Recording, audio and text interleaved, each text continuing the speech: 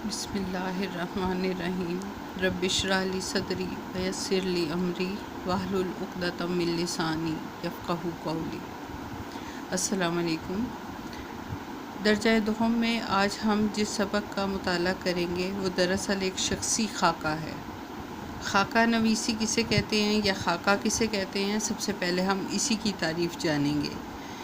کسی شخص کی زندگی کے کچھ پہلوؤں کو اس طرح نمایاں کرنا کہ اس کا تعارف بھی ہو جائے مگر اس کی سوانح نہ ہو، خاکہ کہلاتا ہے۔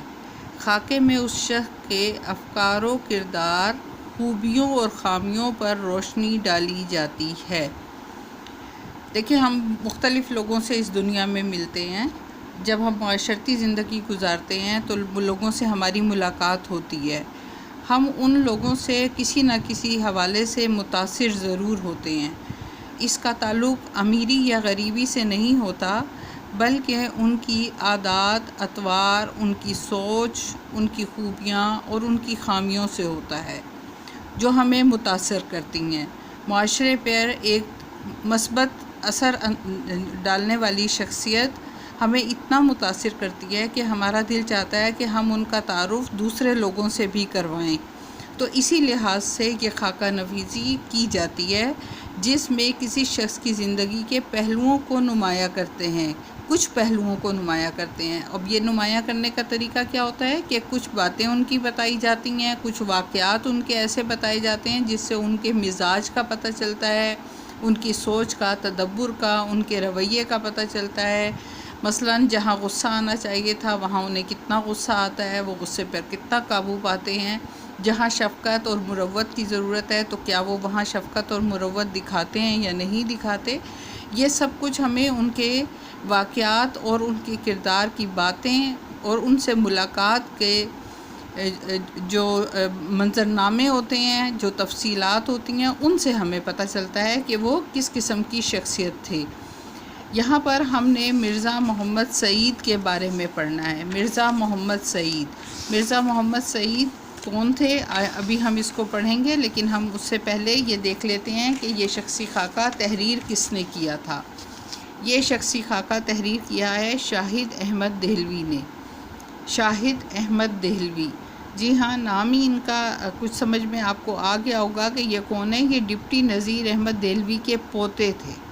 شاہد احمد دہلوی کون تھے؟ ڈپٹی نذیر احمد دہلوی کے پوتے تھے اور مولوی بشیر الدین احمد کے فرزند تھے۔ اب ہم ان کا تعارف مکمل پڑھ لیتے ہیں۔ تاریخ پیدائش دی ہوئی ہے، پھر تاریخ وفات ہے، پھر شاہد احمد دہلوی کی جائے پیدائش بتائی گئی ہے کہ وہ دہلی میں پیدا ہوئے تھے، پھر ان کے حالات زندگی بتائے گئے ہیں کہ وہ ڈپٹی نذیر احمد دہلوی کے پوتے تھے۔ انہوں نے ایف سی کالج لاہور سے ایف ایس سی کرنے کے بعد میڈیکل کالج میں داخلہ لیا، لیکن شدید بیمار ہو گئے، چنانچہ طبی تعلیم جاری رکھنے کا ارادہ ترک کر دیا۔ طبی کا مطلب میڈیکل کی تعلیم، یعنی ڈاکٹری پڑھنے کا ارادہ انہوں نے ترک کر دیا کیونکہ وہ بیمار ہو گئے تھے۔ بعد ازاں کا مطلب ہوتا ہے اس کے بعد ازاں دہلی سے انگریزی ادبیات میں بی اے آنرز کیا، ایم اے فارسی کا امتحان بھی پاس کیا۔ یعنی تعلیم تو انہوں نے کم نہیں پائی تھی، لیکن اپنی بیماری کی وجہ سے، زیادہ بیماری کی وجہ سے وہ ڈاکٹری کی تعلیم حاصل نہیں کر سکے تھے۔ یہ ان کے حالات زندگی ہیں۔ اس میں شدید بیماری ان کی زندگی میں ایک موڑ لے کر آئی تھی، لہٰذا ہم اس کو بولڈ کریں گے، میڈیکل کالج کو بھی بولڈ کریں گے۔ پھر اس کے بعد یہ بھی ان کی حالات زندگی میں آئے گا کہ قیام پاکستان کے بعد شاہد احمد دہلوی کراچی منتقل ہو گئے اور تصنیف و تالیف کے ساتھ انہوں نے انگریزی ادب سے تراجم کا سلسلہ بھی جاری رکھا۔ بس یہاں تک ہم ان کے حالات زندگی تحریر کریں گے۔ اس کے بعد ہمارے پاس دوسرا ٹاپک ہوتا ہے اسلوب بیان کی خصوصیات یا اسلوب کی خصوصیات۔ شاہد احمد دہلوی زبان و بیان پر کامل عبور رکھتے تھے، یعنی مکمل طور پر ان کو عبور تھا۔ ان کی زبان آسان اور عام فہم ہے۔ آسان اور عام فہم، یہ ان کی اسلوب کی خصوصیات ہیں کہ ان کا اسلوب یعنی ان کی بات کرنے کا انداز آسان اور عام فہم ہے، اس لیے ہم اس کو بولڈ کریں گے۔ وہ موسیقار بھی تھے، لیکن اردو ادب ہی ان کی پہچان ہے. یعنی اگرچہ وہ موسیقار بھی تھے، موسیقی بھی ترتیب دیتے تھے، لیکن ان کی پہچان اردو ادب ہے. یعنی شعبہ ان کا دراصل اردو ادب ہی ہے جس نے ان کو متعارف کروایا.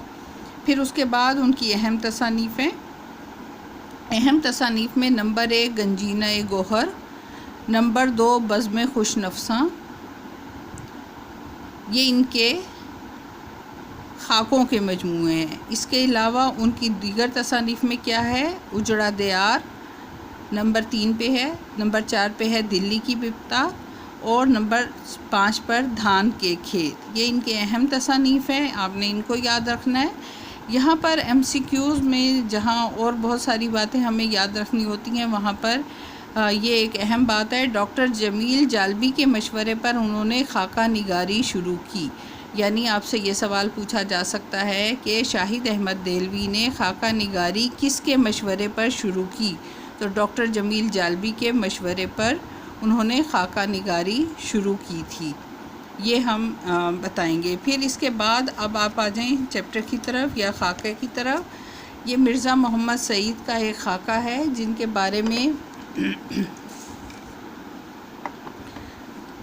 بارے میں شاہد احمد دہلوی نے بتایا ہے کہ ان کی کافی عرصے سے ان سے ملاقات نہیں ہوئی تھی، اور ان کو اچانک ہی پتہ چلا کہ مرزا محمد سعید کا انتقال ہو گیا. تو اس کا انہیں سخت صدمہ ہوا، اور انہیں اس بات کا احساس ہوا کہ قومی اور علمی شخصیات سے ہم اتنے بے خبر رہتے ہیں کہ ہمیں ان کی بیماری اور ان کے وفات کی اطلاع بھی نہیں ہوتی. پھر اس کے بعد انہوں نے ان کی خصوصیت بتائی ہے. ظاہر ہے کہ ہم یہاں پر خلاصے کے طور پہ ہی مختصراً ہی اس سبق کو دیکھ سکتے ہیں، اس لیے میں آپ کو پوائنٹس بتا دیتی ہوں. یہاں پہ میں نے سائیڈ میں پوائنٹس لکھے ہوئے بھی ہیں کہ کس پیراگراف میں کیا بات بتائی گئی ہے. کہ اس کے بعد انہوں نے یہ بتایا ہے کہ وہ کام کرنے کے بہت شوقین تھے. کام سے مراد ان کا تدریسی عمل تھا.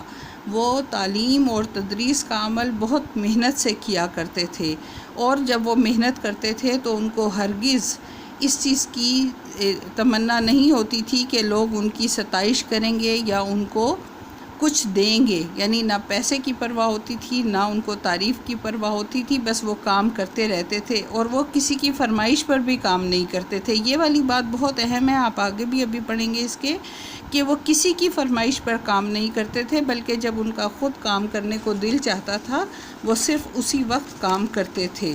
یعنی ظاہر ہے کہ جب انسان کا کام کرنے کا دل چاہ رہا ہو، بغیر کسی لالچ کے، بغیر کسی زور زبردستی کے جب کام کرتا ہے تو وہ زیادہ دل سے اور لگن سے کام کرتا ہے. یہ ان کی ایک بہت بڑی خوبی تھی.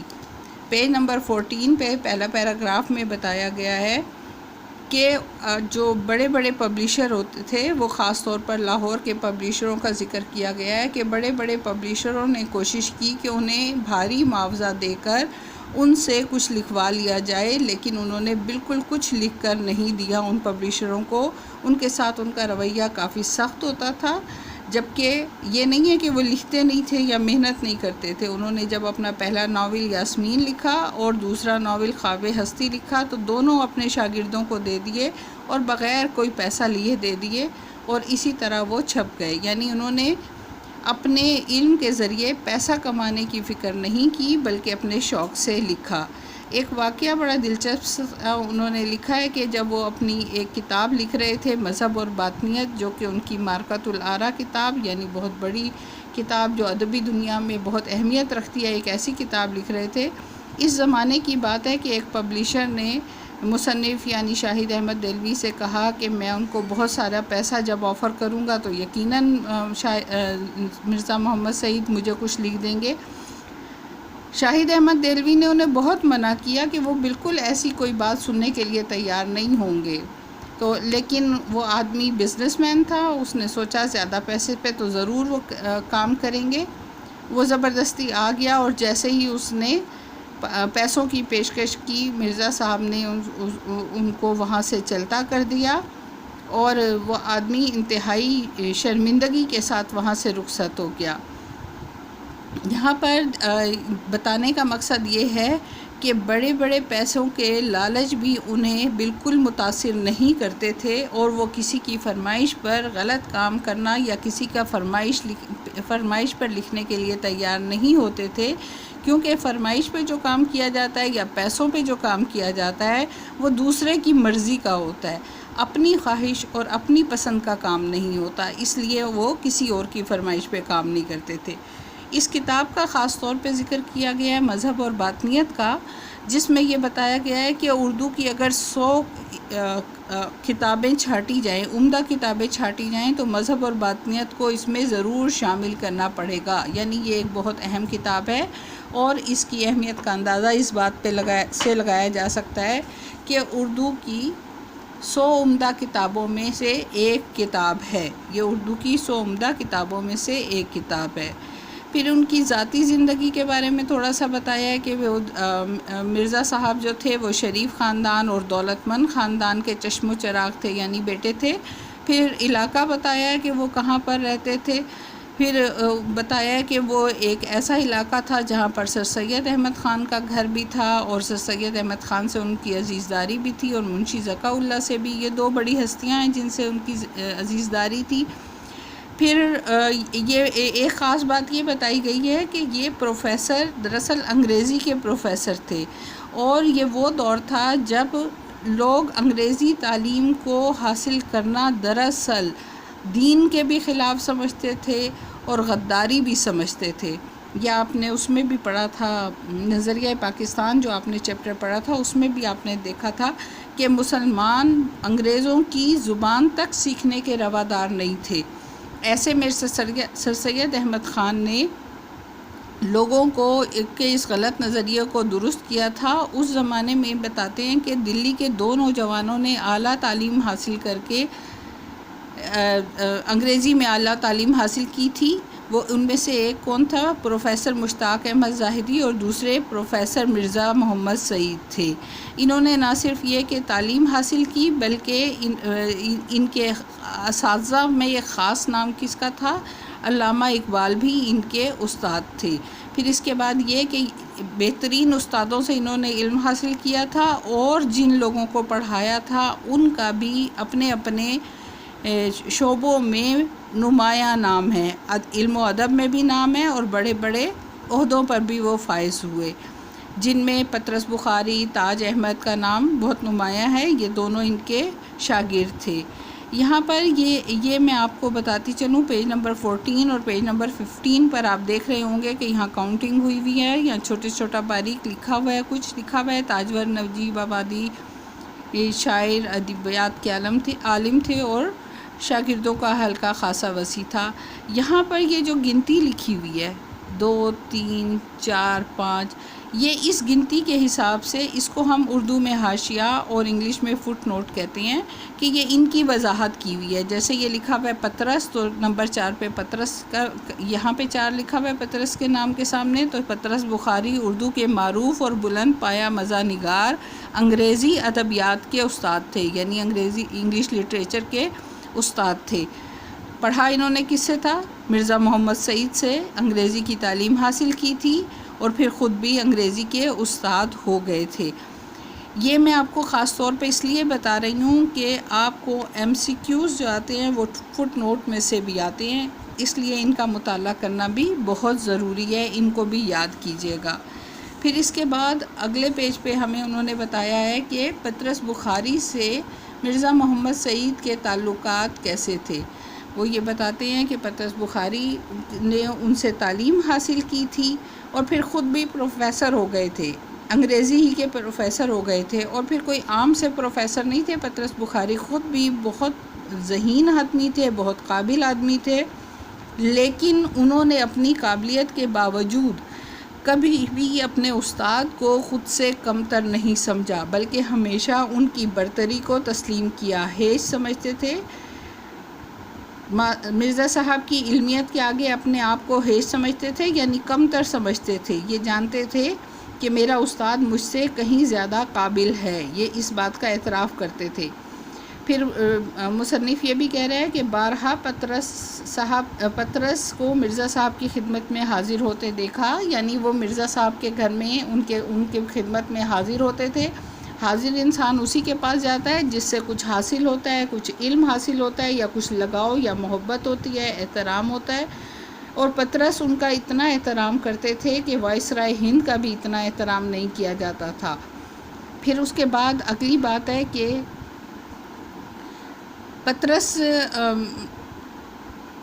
نے ان کو ایک کسی پروگرام میں کہا کہ اگر آپ تقریر کے لیے آ جایا کریں ریڈیو پاکستان میں، کیونکہ پطرس ملازم تھے آل انڈیا ریڈیو میں، ریڈیو پاکستان نہیں، آل انڈیا ریڈیو میں ڈائریکٹر جنرل تھے پطرس۔ تو اس پہ انہوں نے کہا کہ آپ آیا کریں، تو وہاں پہ کچھ تھوڑی سی تکرار ہو گئی، کسی نے ان کو ٹوک دیا مرزا محمد سعید کو کہ آپ کے لیکچر میں یہ تھوڑی سی بات کچھ غلط ہے، اس کو کاٹ دیں۔ وہ ایک رسمی سی کارروائی تھی، جیسے کہ عام طور پر کر دیا جاتا ہے کہ تھوڑی بہت اصلاح کر کے یہ ثابت کیا جاتا ہے کہ آپ نے زیادہ اچھا نہیں لکھا تھا، لائیں ہم اس کو درست کر دیں۔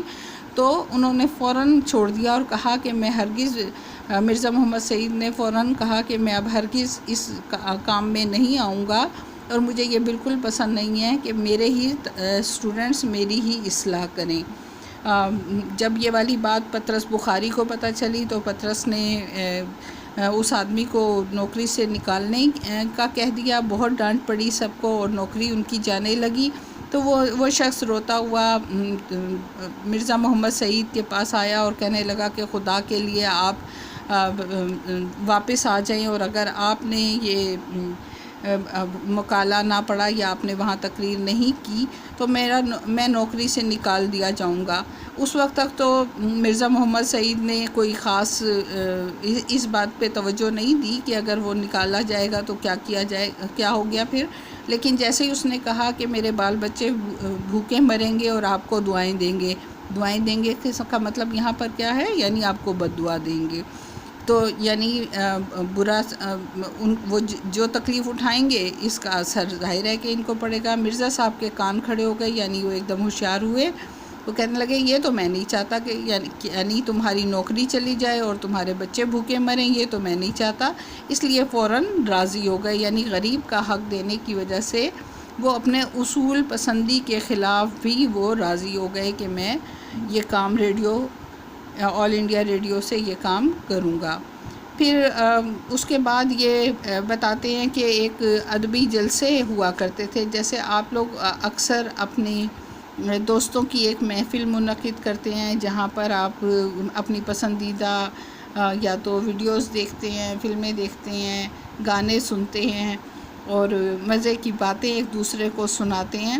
تو ادبی جو دنیا ہوتی ہے ان کے اپنے طریقے ہوتے ہیں، وہ مضامین پڑھتے ہیں، تقریریں پڑھتے ہیں، کتابوں کے بارے میں ڈسکشن ہوتی ہے، تقریری مقابلے ہوتے ہیں، پھر اشعار غزلیں اور اشعار پڑھے جاتے ہیں، مقالہ یعنی تھیسس پڑھے جاتے ہیں، اور پھر ان پہ تبصرہ کیا جاتا ہے کہ ان پہ تنقید یا اس پہ تحقیق کا کام ہوتا ہے کہ کس نے کیسا لکھا ہے۔ ایسی ہی ایک محفل کا ذکر کرتے ہوئے شاہد احمد دہلوی لکھتے ہیں کہ پطرس کو شیخی سوجی، کیونکہ یہ آپ کو پتہ ہے کہ خاموش طبع شخص تھے مرزا محمد سعید، وہ زیادہ حصہ نہیں لیا کرتے تھے اس گفتگو میں، خاموش رہتے تھے، زیادہ رائے بھی نہیں دیتے تھے۔ وہ جب زیادہ رائے نہیں دیتے تھے تو ایسا لگتا تھا کہ شاید معلومات بھی ان کی کچھ کم ہوگی، اسی لیے زیادہ نہیں بولتے۔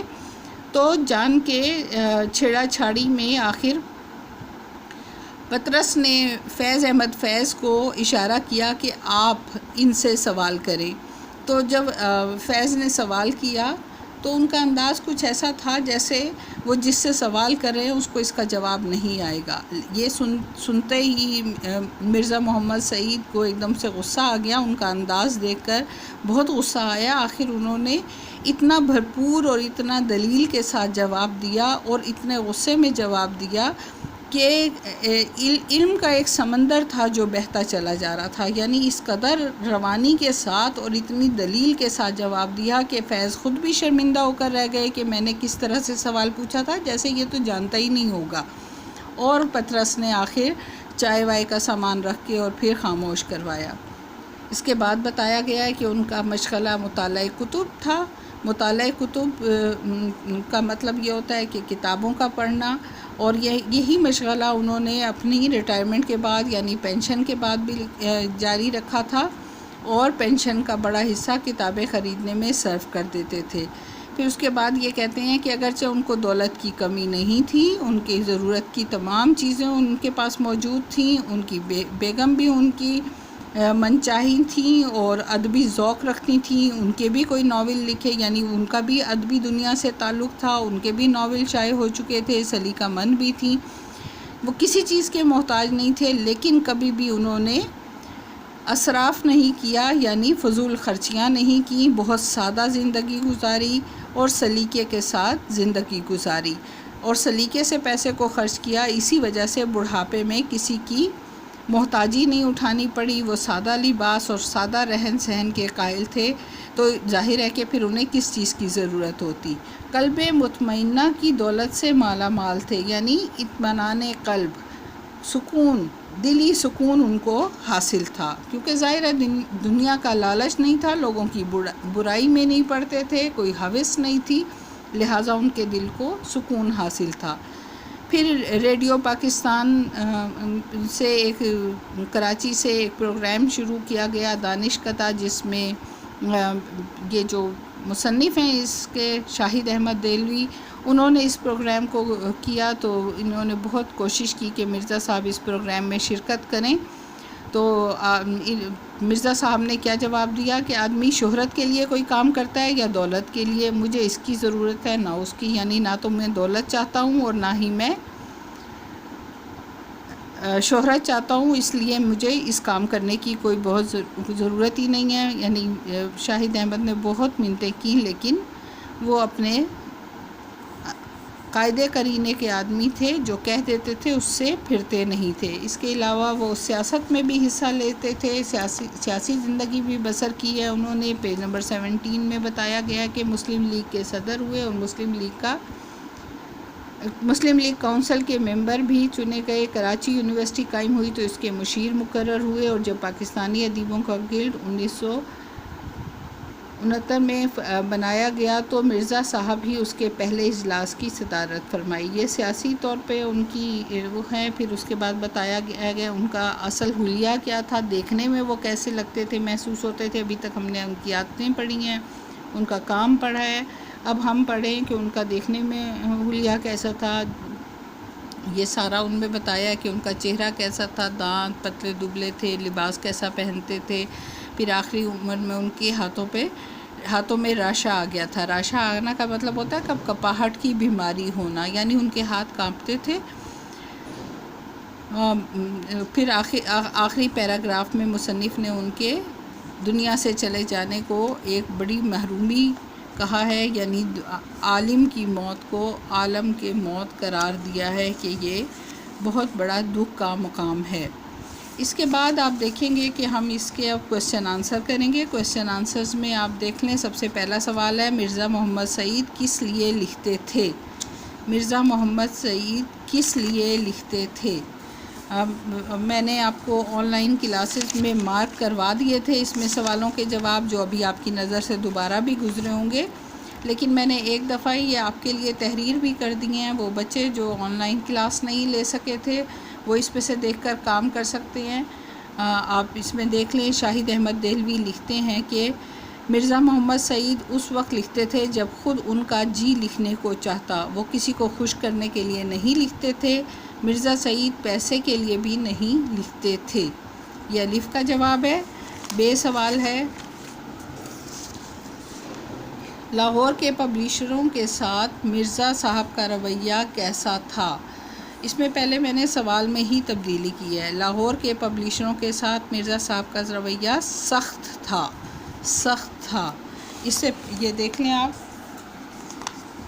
شاہد احمد دہلوی لکھتے ہیں کہ لاہور کے پبلشروں کے ساتھ مرزا صاحب کا رویہ سخت تھا۔ اکثر پبلشروں نے مرزا صاحب سے کتابیں لکھوانی چاہییں اور بڑی بڑی رقمیں پیش کیں، لیکن مرزا صاحب نے ایک لفظ بھی لکھ کر نہیں دیا۔ ایک لفظ بھی لکھ کر نہیں دیا۔ یہ بے کا جواب ہے۔ پھر جیم سوال ہے، مرزا صاحب کی مارکۃ الآراء کتاب کا نام اور مرتبہ تحریر کیجیے۔ ابھی چیپٹر میں میں نے آپ کو بتایا تھا کہ نام اور مرتبہ کیا ہے۔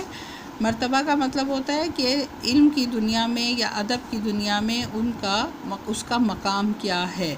تو کتاب کا نام دیکھیں، مرزا محمد سعید کے شخصی خاکے میں شاہد احمد دہلوی لکھتے ہیں کہ مرزا صاحب کی مارکۃ الآراء کتاب کا نام مذہب اور باطنیت۔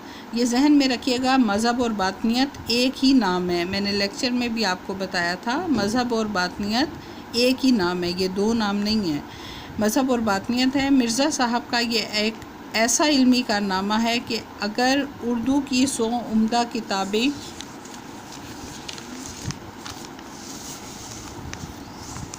چھانٹی جائیں تو مذہب اور باطنیت کو ضرور شریک کرنا پڑے گا۔ مذہب اور باطنیت کو ضرور شریک کرنا پڑے گا۔